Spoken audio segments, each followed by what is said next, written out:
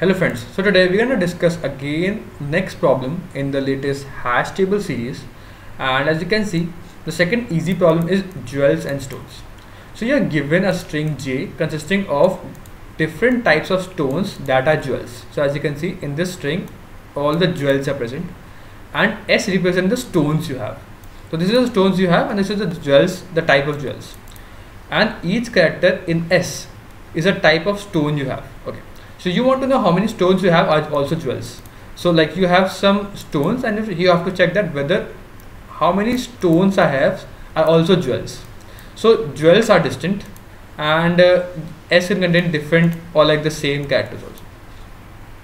So the simplest explanation is like for this problem is you can make a map of all these characters. Because all these characters are distinct, you can make a key map in which, or you can make a set also, but because I'm doing all this playlist with map, I'm using map. So you can make a map pointing every character to 1.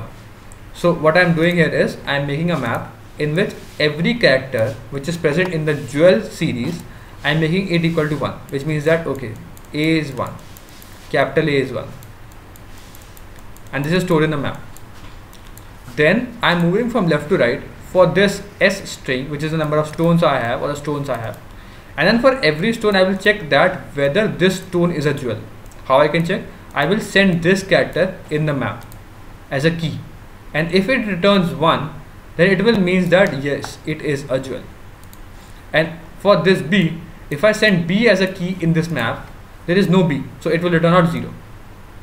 And if it returns out 0, it means that it is not a valid jewel, so we don't count it. And that's the whole logic for this problem. So I'll take down to the code part now, which is also very simple. Take the input of n and m, the length of these. So we'll make a character to integer map. So we'll map a character to the integer, which I have told you. For every character integer which is 1. So what I'll do, we'll move from left to right in the jewel string, and for every ith jewel I will mark it as 1. Then total is equal to 0, and then we'll iterate over all the characters in the stone part, and I will do a total plus equal to, I will add the value for every stone I have. For the ith stone I will check that whether it is a jewel or not. So if it is a jewel, it will return out 1, because for every jewel I have stored the value 1, and for every non-jewel it is by default 0. So for any value which is not in the map, the by default value would be 0. I have told you in the previous video that if the value is not in the map, it will return out 0, because this is not in the map. So that's what we're gonna do. We will add total of all the stones, ith stones, the value.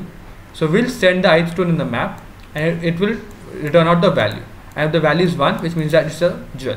So we'll add the number of jewels I have in this string S and add it in the total, and return out the total value of the number of stones or the number of jewels I have in the stone string I have.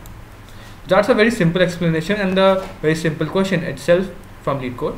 So stay tuned for more videos in this series. I'll see you next one. Keep coding. Bye.